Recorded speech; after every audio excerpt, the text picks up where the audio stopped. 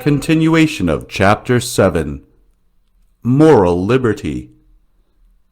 Quote, "Now, if we consider the ultimate end of man is God himself. It was God who assigned this end to our life and existence. Thus, our liberty must choose between the means that lead to this end and not to another. It is here that the question of good and evil enters in. Our freedom, unlike God's, can lead to evil because of the weakness of our understanding, which can be mistaken about the goodness of particular things. We risk choosing ones that are contrary to our end. We act thus by error because we desire an apparent good that is for us, in fact, evil. Since, however, both these faculties are imperfect, it is possible, as is often seen, that reason should propose something which is not really good, but which has the appearance of good, and that the will should choose accordingly.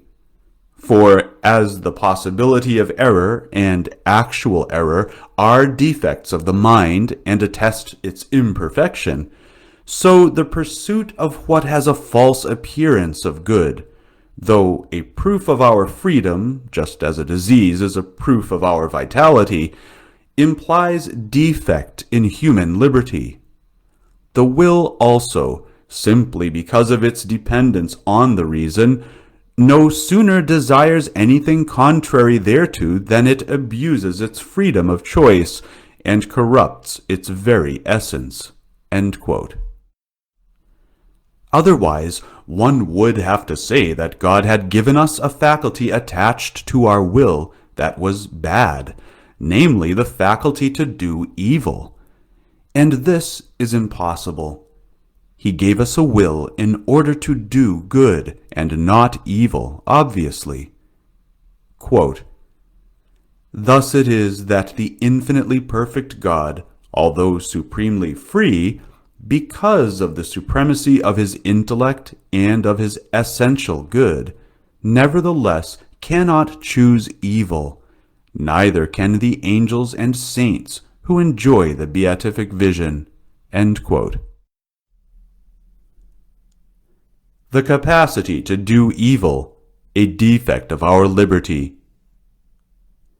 If the power to do good and evil were a good, a perfection, we would have the impression of being able to do more than if we could only choose to do good.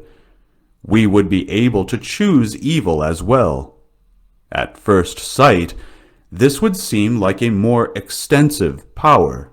Not so, for if it were a perfection, it would also be a perfection in God, who, therefore, could also do evil. Though God is sovereignly free, he possesses freedom to an infinite degree, and yet he cannot do evil. The same holds for the blessed, angels, or men. Yet, prior to their trial, the angels were able to commit moral evil. They could sin. When God presented them with something new, either their eventual elevation to the beatific vision, or, as some say, having revealed to them the mystery of the Incarnation, God's will to become man, then certain angels rebelled. They refused the possibility of needing to have anything beyond what they already possessed by nature, or else, being pure spirits, they rejected the prospect of being obliged to adore a God-man composed of matter, our Lord Jesus Christ. Thus, for angels as well as for men, the power to commit evil is not a perfection. This is exactly what St. Augustine pointed out in the controversy with the Pelagians, cited by Pope Leo XIII. Quote, "If the possibility of deflection from good belonged to the essence or perfection of liberty, then God, Jesus Christ, and the angels and saints, who have not this power, would have no liberty at all, or would have less liberty than man has in his state of pilgrimage and imperfection." End quote. That God, the angels, and the elect could be less free and less perfect than men is obviously unthinkable. Moreover, it suffices to reflect a bit. To choose evil can only be a defect. Let's compare it to sickness. Which is more perfect, to be able to be sick, or to not be able to be sick? If being able to be sick is better than not being able to, then what of the elect, who cannot be sick, whereas men on earth can choose between health and sickness? It is thus that one could be more perfect on earth than in heaven. Ridiculous. To be able to choose evil is a defect, and can only be a defect. One chooses, essentially, one's own destruction. One commits suicide. To seek what is sin is to seek one's own imperfection, that is, non-being. How could God possibly seek his own harm? It is impossible. He would no longer be God. How could the angels and the elect, who possess perfect happiness in a state of absolute perfection, destroy themselves by choosing evil? It is impossible. It is necessary to fix firmly in mind the idea that the power to do evil is a defect of human liberty, a flaw of freedom. This is what condemns liberalism, for the liberals think, precisely, that we are free, thus we can do good and evil. And if we cannot do evil, then we are no longer free. Such is their argument. And these are the principles that are currently governing our so-called liberal societies. Man is free. He must be able to exercise his liberty to do everything he wants. What limits? Nonetheless, there must be a certain limit to this freedom in civil life. Otherwise, the consequences will be very grave. People will kill, set fires. So they add that there is freedom within the limits of public order, which can be broadly understood depending on the government. There is, for example, all that is not contrary to public order. Unavowed faults like homosexuality, divorce, which nonetheless is against family life, and the natural and moral order. But since that does not bother anyone, it should be free. Behold the current thinking in society. They affirm that that does not disturb public order. Yet how can so many crimes be explained? The fact that the crime statistics increase year after year, and that the criminals are younger and younger, 17 and even 15 years old. It is because the family has been destroyed. These young people have no family. The parents are divorced or remarried. They have abandoned the children.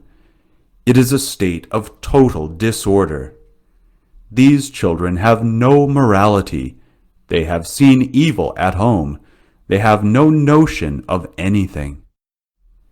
It must be understood that even to maintain public order, the moral order must be upheld.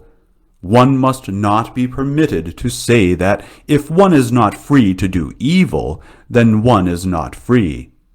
Our liberty does not include evil. For that, God will punish us. Now, If the essence of our liberty were to be able to do evil as well as good, then we should not be punished. Yet God will punish us in the measure that we have used this God-given faculty for doing evil. Our merit is to be able freely to choose between means.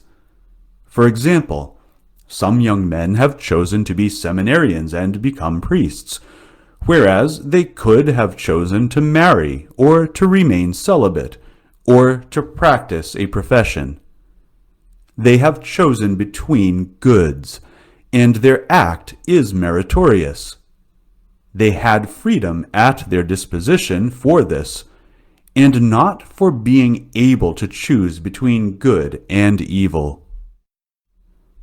The false principles of liberalism are thus reduced to nothing. Their great principle is that man is free, whence the freedom of religion. Anyone can choose whatever religion he wants. There is neither error nor truth, and one can without limit choose one or the other. This principle applies equally to virtue and vice. The consequence is that the laws become more and more permissive, in accordance with this false definition of freedom, which must be attacked at the root, as Pope Leo XIII has done.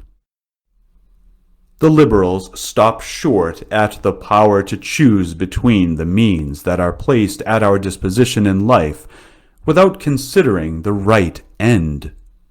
The Pope, as does true philosophy, gives us the rule, quote, to choose between means that lead not only to what one proposes, but to the right end, end quote.